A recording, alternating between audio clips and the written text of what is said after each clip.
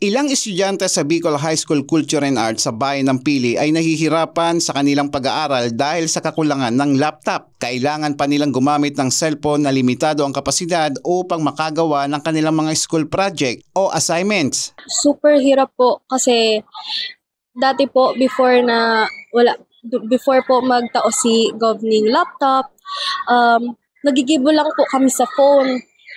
Mahirap po sa Ang ginagamit po namin is Canva po sa phone.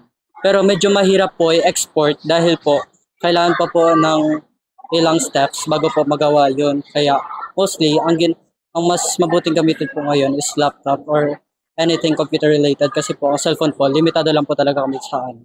Ngunit dahil sa ipinagkaloob na digital asset ni Governor El Rey Villafuerte sa paaralan, mas pang nalilinang at nahahasa ang digital literacy ng mga mag-aaral.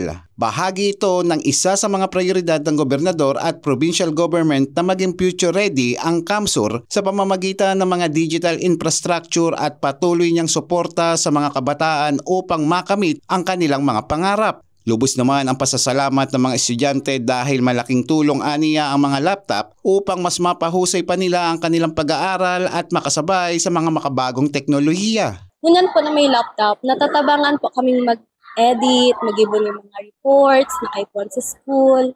Nagpapasalamat po kami kay Governor El Rey kasi po nabigyan na po kami ng laptop. Mas lalo po may expand yung pag-aaral namin, lalo na po may upcoming competitions.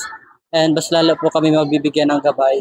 Ang pamamahagi ng laptop ay bahagi ng mas malawak na programa ng probinsya ng Camarines Sur sa pamumuno ni Governor El Rey Villafuerte, 2nd District Congressman Luigi Villafuerte at 5th District Mix Villafuerte upang mapalawak ang akses sa edukasyon at teknolohiya sa buong Camarines Sur. By next year, gagawa po ako 100 million na High School of the Arts and Culture na may building at complete facilities. Eli Balbin, CSN.